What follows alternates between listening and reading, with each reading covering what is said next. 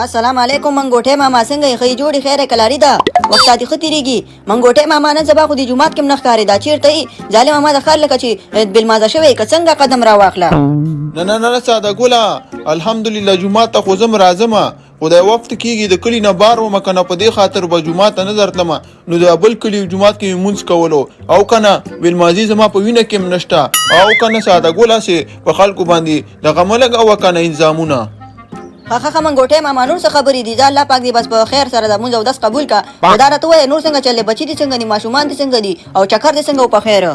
بس خیر دې ساده ګوله نور د خیر سره زم خیم او بچی مې خودي خو پس په موضوع کیو تراته وای احساس حال دي او بس چکرم به خو ټیر شو لکه د مار خونتي تیر شو ابل کلی خوري رغټه ترقی کړي د ظالمه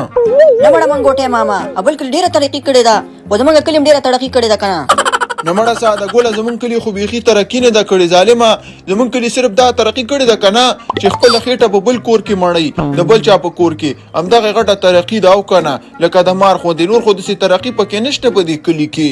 بالکل منګوټه ماما خبره کې دی وزن شته زمونږ د کلی خلک کم دي سي دي خو ځکه د خېټه دی خبره دی وکنه زم وګیا شوم زم چې ولا کور کې ډوډۍ خورم ډیر وګیا ما کنه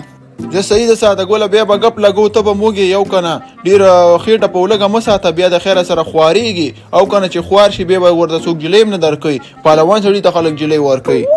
او بالکل منګوټه ماما خبره دي سیده بس زما قدم را واخله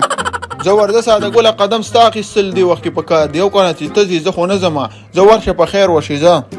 بس لاړم منګوټه ماما خو بس ورځه کنه یاره ساده ګوله مې د برته وساتو کې چې راځه دلته ډوډۍ وخوره دا مرته وشي زه خو زه خیر دې مړه دا هم دسې مختشوي دی خو څوک مونږ کلی خلک هم ډېر روان دي کنه قدم را واخله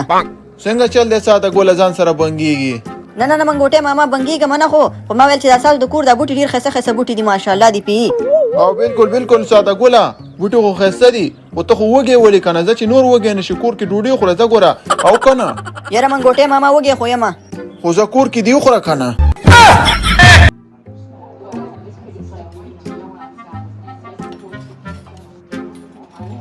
یاره ساده ګوله دا زمونږ د کلي خو خلک خو ډېر زیات سپېره دي ښه او که نه هېچا ته ډوډۍ سات نه کوي خو زه خیره دا هوټل را روان دی هوټل کې ورته ورننوځم هلته به کوم یو د خدای بنده سره کښېنم وبیا خورم او که نه د ثواب کار د چا سره په ډوډۍ کې شریک کېږي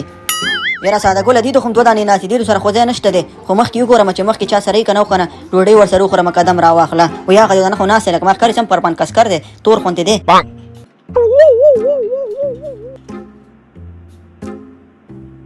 یاره دا خو ماته د 5 میاشتو وږی ښکاري او داسې برګ راته ګوري او ډوډۍ خوري خدای دې خیر کړي ما به پرېږدي او که نه یا الله ته مې عزت وساتي